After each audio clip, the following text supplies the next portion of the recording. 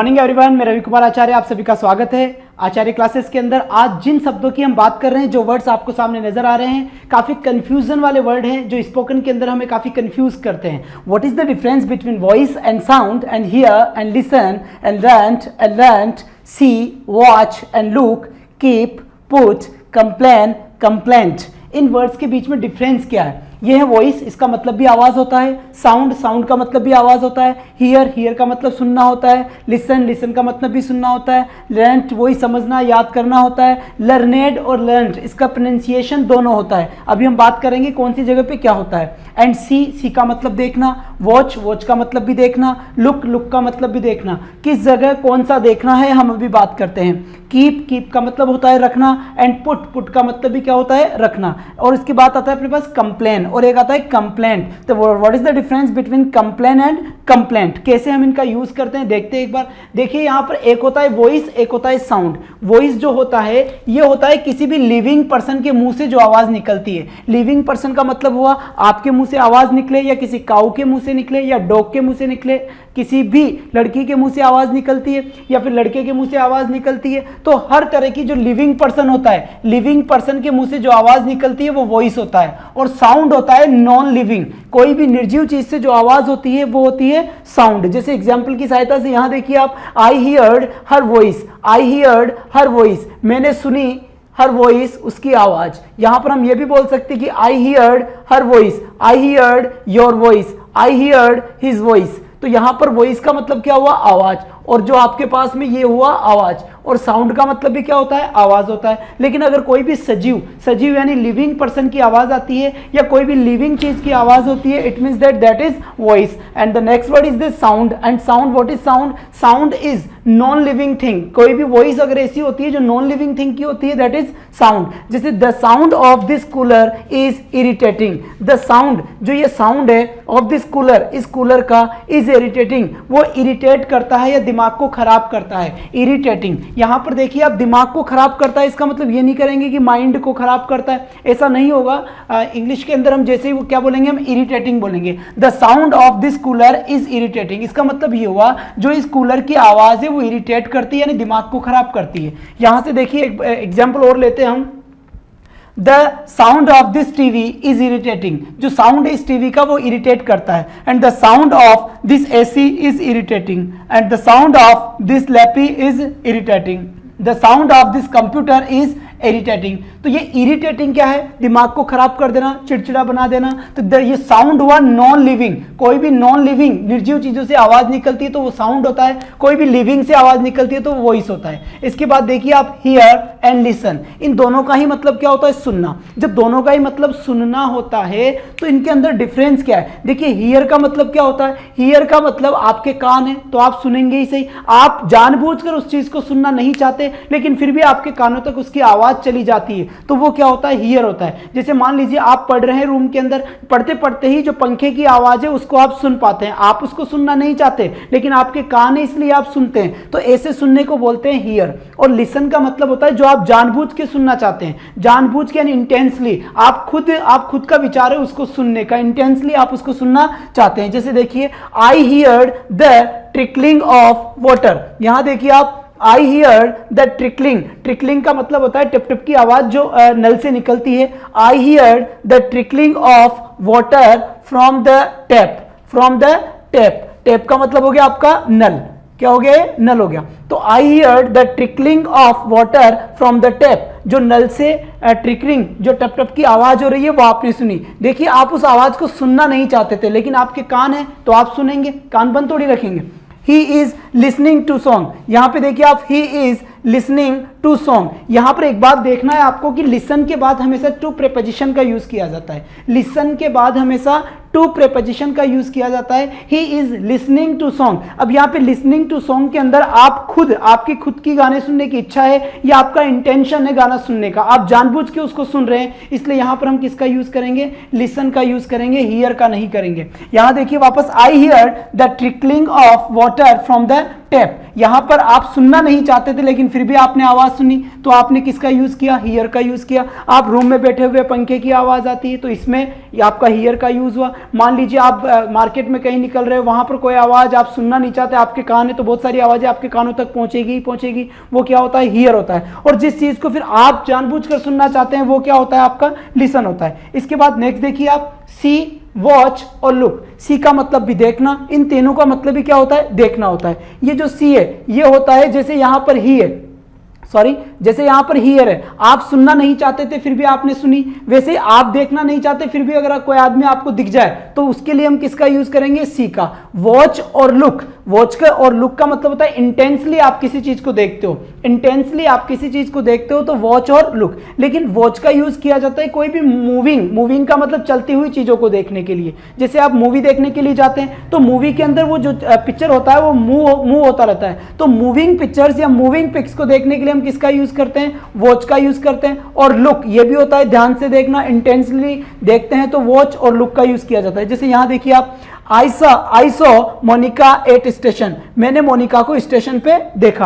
अब आप स्टेशन मोनिका को देखने नहीं गए थे लेकिन मोनिका वहां थी, मनीषा वहां थी, कोई भी चीज, आपका जो फ्रेंड था अजय वहां था, लेकिन जैसे ही आप वहां थे आपकी आंखों ने उसे देख लिया, आपका इंटेंशन नहीं था लेकिन आंखें तो चीजें तो दिखेगी ही सही। तो ऐसी कोई भी चीज जिसे आप देखना नहीं चाहे पर आपकी आंखें फिर भी वो चीज दिख रही है तो उसके लिए आप किसका यूज करोगे, सो का यूज करोगे। लेकिन देखिए यहां पर रजत वॉज वॉचिंग ए मूवी, मैंने लिखा रजत वॉज वॉचिंग ए मूवी, यहां पर देखिए रजत क्या कर रहा था, मूवी देख रहा था। अब मूवी ऐसे थोड़ी है कि आप गए मूवी आपको दिख गई, ऐसा तो होगा नहीं कि आप गए मूवी अचानक ही आपको दिख गई, आप मूवी आप मतलब आप मूवी को देखना नहीं चाहते थे फिर भी दिख गई हो, नहीं, मूवी आप देखने गए थे, जानबूझ के गए थे, इंटेंसली आप वहां पर गए थे, तो जानबूझ के जब चीजों को आप देख रहे हैं तो किसका यूज होगा, यहां पर वॉच का यूज होगा। इसके बाद देखिए आप, I have seen the movie, यहां पर देखिए यहां पे सीन लिखा है मैंने, I have seen the movie. जब हम प्रेजेंट परफेक्ट टेंस की बात करेंगे यानी कि जब हम हैव के साथ लगाएंगे तो हैव के साथ हम यहां पर वर्ब की थर्ड फॉर्म में सीन का भी यूज कर सकते हैं और यहां पर हम वॉच्ड का भी यूज कर सकते हैं, ये दोनों ही सही है। नेटिव इसका यूज करते हैं, जो इंग्लिश बोलने वाले हैं वो इसका यूज करते हैं, इसलिए हम भी इसका यूज करेंगे कि I have seen the movie. हम इसको ऐसे ही बोल सकते हैं, I have seen the movie, इसका मतलब I have seen the movie, मैंने वो मूवी मैंने देखी हुई है। इसको हम ऐसे ही बोल सकते हैं कि I have watched the movie, I have watched the movie. वैसे ही यहां पे देखिए आप, तो ये आपका हो गया, सो आपका हो गया जिसको आप देखना नहीं चाहते फिर भी अचानक से कोई चीज आपको दिख जाती है। वॉच का हो गया आपका कोई भी मूविंग, यहां पर अगर आप प्रेजेंट परफेक्ट यानी कि हैव के साथ थर्ड फॉर्म लगाएंगे तो आपका वॉच्ड भी सही होता है और सीन भी सही होता है। आप दोनों ही तरीके से सेंटेंस को स्पीक आउट कर सकते हैं, I have seen the movie and I have watched the movie. अब मैं बात करता हूं लुक की। लुक का मतलब होता है कि किसी के ध्यान को अपनी ओर खींचना। जैसे देखिए यहां पर, लुक एट दिस बॉटल, इस बॉटल की ओर देखो, लुक एट दिस बॉटल, इस बॉटल की ओर देखो। तो यहां पर जानबूझ के ही कह रहे हैं कि इस बॉटल की ओर देखो, तो हम बोलेंगे लुक एट द पेन, इस पेन की ओर देखो, लुक एट द पेन, इस पेन की ओर देखो, लुक एट द बोर्ड, इस बोर्ड की ओर देखो, and look at this bottle, इस बॉटल की ओर देखो। लुक एट कोई भी चीज किसी को भी हम इंडिकेट करते हैं, दिखाते हैं कि इसकी तरफ देखो, तो आपको इस टाइप के लिए किसका यूज करना होगा, लुक। जैसे लुक एट द पिक्चर, इस पिक्चर की ओर देखो, लुक एट द फैन, उस फैन की ओर देखो। तो वॉच का और लुक का दोनों का इंटेंसली देखना होता है। वॉच मूविंग ऑब्जेक्ट के लिए, लुक कोई पर्टिकुलर चीज के लिए। जैसे यहां पर मैंने पर्टिकुलर बताया कि पेन की तरफ देखिए, यहां मैंने पर्टिकुलर आपको बताया कि बोतल की तरफ देखिए। मैं कहूंगी इस मोबाइल की तरफ देखिए, लुक एट द मोबाइल, यानी इस मोबाइल की तरफ देखिए, it means that this is the particular thing, ये एक पर्टिकुलर चीज हुआ। इसके बाद आप देखिए, फिर मैं बात करता हूं आपसे, इसको हम देखते हैं कीप और पुट की में। इस कीप का मतलब होता है रखना और पुट का मतलब भी क्या होता है, रखना। कीप का मतलब भी क्या हुआ, रखना हुआ, पुट का मतलब भी क्या हुआ, रखना हुआ। लेकिन देखिए यहां पर कीप, किसी भी चीज को अगर हम फिजिकली रखें या नॉन फिजिकली रखें, यानी किसी भी चीज को हम फिजिकली का मतलब क्या हुआ, फिजिकली इट मींस दैट ये है फिजिकली। इस पेन को मैंने उठाया और पेन को उठा के मैंने कहां लिख दिया, रखा मैंने टेबल के ऊपर रख दिया, तो मैंने इसको फिजिकली उठा लिया, चलिए ठीक है, ये हुआ आपका फिजिकली। कीप का यूज किया जाता है फिजिकली किसी चीज को रखने के लिए या नॉन फिजिकली किसी चीज को रखने के लिए। लेकिन पुट का यूज किया जाता है केवल और केवल फिजिकली किसी चीज को रखने के लिए, यानी कि उस चीज को आपको उसके शरीर से ही अगर आप उठाते हो तो आप कीप का यूज भी कर सकते हो, पुट का यूज भी कर सकते हो। लेकिन नॉन फिजिकल यानी कि कोई चीज दिख नहीं रही, उसकी बॉडी नहीं है, उसको रखने के लिए हम किसका यूज करेंगे, एक बार बात करते हैं, एग्जांपल से समझते हैं इस चीज को। Come here now, I put the glass on the table, I put on the I put the glass on the table, इसका मतलब हुआ पुट का मतलब क्या हुआ, रखना, second form of the verb है, इसका तीनों ही फॉर्म होता है पुट पुट पुट। यहां पे देखिए आप, आई पुट द ग्लास, मैंने ग्लास को रखा ऑन द टेबल, टेबल के ऊपर, I put the glass on the table. तो फिजिकली मैं ग्लास, अगर ग्लास है तो ग्लास को तो मैं फिजिकली उठाऊंगा, वो उसके मतलब बॉडी है ग्लास की, तो जैसे मैं उस ग्लास को उठाऊंगा फिजिकली मैंने कहां रख दिया, टेबल के ऊपर रख दिया। सेकंड में देखिए, I kept the glass on the table, ये भी मेरा सेकंड फॉर्म हुआ, आई केप्ट, केप्ट का मतलब भी रखना, पुट पुट का मतलब भी रखना। तो I put the glass on the table, I put the pain on the table, I put the bag on the table, I put the bag on the table, जैसे भी आप बना रहे हो वैसे सही है। I kept the glass on the table, I kept the laptop on the table, right. अब इसी के साथ देखिए, दोनों ये ग्लास क्या थी, फिजिकली थी, ये भी ग्लास क्या थी, फिजिकल थी, यानी आप इसको टच कर पा रहे थे, तो आप पुट का यूज भी सही है और केप्ट, केप्ट का यूज भी सही है, क्योंकि कीप का यूज फिजिकली भी होता है, पुट का यूज फिजिकल भी होता है, लेकिन कीप का यूज नॉन फिजिकल चीजों के लिए भी होता है, पुट का यूज नॉन फिजिकल चीजों के लिए नहीं होता। यहां देखिए एग्जाम्पल, जैसे मैंने यहां पे लिखा,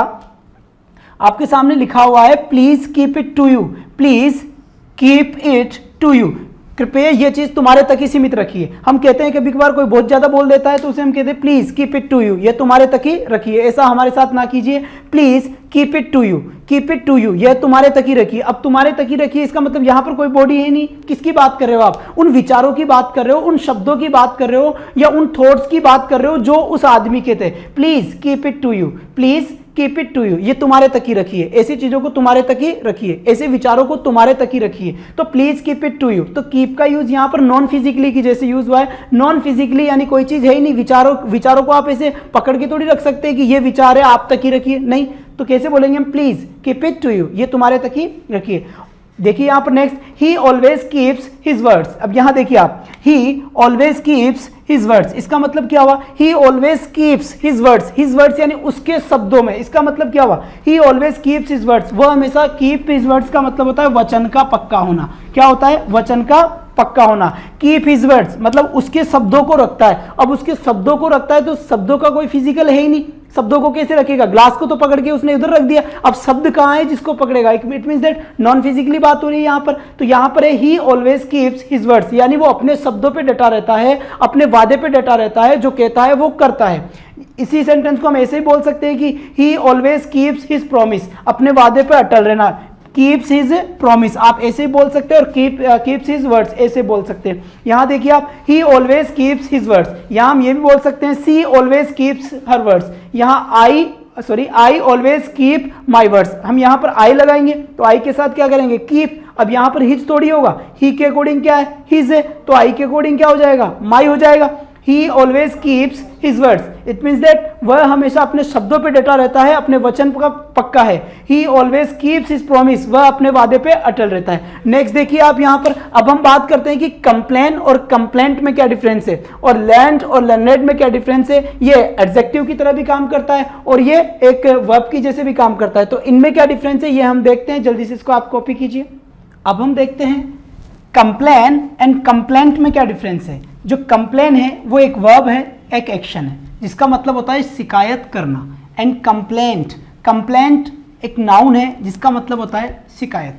जैसे Rahul complained against you, Rahul ने कंप्लेंड, ये second form of the verb है, Rahul complained against you, Rahul ने कंप्लेन की है तुम्हारे खिलाफ। लेकिन यहां देखिए राहुल फाइल्ड या राहुल लॉस्ड, राहुल ने फाइल करा है, राहुल ने लॉस करी है, मतलब क्या लॉस करी है, कंप्लेंट, एक शिकायत दर्ज करी है। तो यहां पर तो देखिए वर्ब की जैसे काम में आ रहा है, second form of the verb, और यहां पर टी लगा हुआ आ रहा है, ये एक नाउन है। दोबारा से देखिए, राहुल कंप्लेंड, जो कंप्लेन है ये वर्ब है, और कंप्लेंट इसका मतलब होता है, कंप्लेन का मतलब शिकायत करना। जैसे आई कंप्लेन, मैं शिकायत करता हूं, राइट। ही कंप्लेंड, उसने शिकायत की। जैसे ही राहुल कंप्लेंड, राहुल ने शिकायत की अगेंस्ट यू, तुम्हारे खिलाफ। अब यहां है राहुल फाइल्ड, राहुल ने फाइल किया।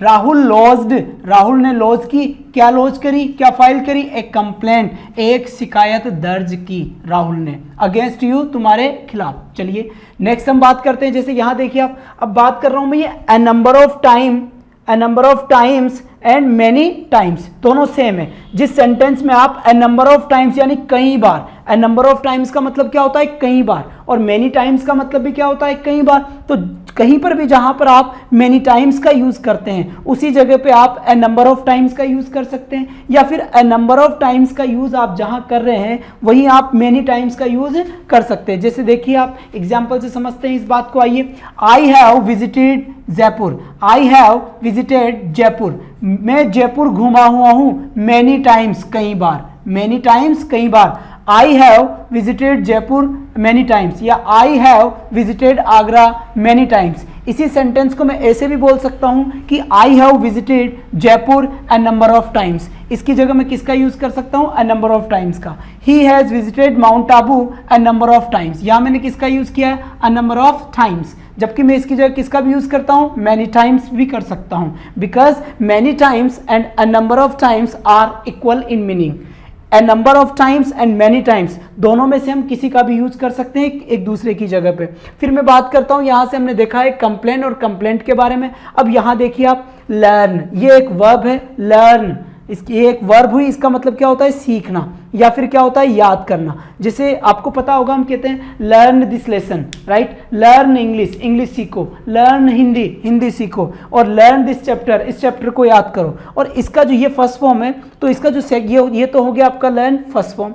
जो इसका सेकेंड फॉर्म होता है वो कौन सा होता है, ये, इसका सेकेंड फॉर्म ये भी होता है और ये भी होता है। थर्ड फॉर्म की बात करें तो थर्ड फॉर्म के अंदर भी सेम चीज होती है, ये भी होता है और ये भी होता है। लर्नट, ये ट की साउंड आती है, लर्नट, यहाँ पे लर्न, ये ड के ऊपर ये हलन सा नीचे लगता है, ये इसका प्रोनाउंसिएशन है, इसका प्रोनाउंसिएशन क्या होगा, ये होगा। लेकिन जब ये देखिए, अब ये जो थर्ड फॉर्म है यहाँ पर, इसका प्रोनाउंसिएशन ये भी होता है, लेकिन अगर ये एक एडजेक्टिव की तरह यूज हो रहा है, जैसे LEARNED, ये एक एडजेक्टिव की तरह अगर यूज होता है तो इसका प्रोनाउंसिएशन हो जाता है फिर लर्निड। क्या हो जाता है, लर्निड। इसका क्या होगा प्रोनाउंसिएशन एडजेक्टिव की तरह, लर्निड। और इसका मतलब होता है फिर स्कॉलर या फिर एजुकेटेड। क्या होता है, स्कॉलर या फिर एजुकेटेड। जैसे एग्जांपल लेते हैं इसका और देखते हैं इस बात को। यहां देखिए आप, she is a learned person, she is a learned person, वह एक लर्निड यानी विद्वान या स्कॉलर पर्सन है, एजुकेटेड पर्सन है। तो इस जगह के ऊपर ये क्या यूज हुआ है, एडजेक्टिव यूज हुआ है, और ये क्या हुआ है, पर्सन आपका नाउन हुआ है। तो ये पर्सन कैसा है, लर्निड है। कैसा पर्सन है ये, लर्निड, यानी विद्वान पर्सन है, learned person. He is a learned person, Ram is a learned person, right. यहां पर जैसे ही हम पर्सन, ये आर की साइलेंट रहेगा यहाँ पे, पर्सन। तो यहां देखिए, अब नेक्स्ट चीज जो हमारे सामने आती है, यहां पर ये देखिए आपकी, अगर ये एडजेक्टिव तरह होता है तो इसका प्रोनाउंसिएशन क्या होगा, लर्निड होगा। वैसे क्या होता है, लर्निड।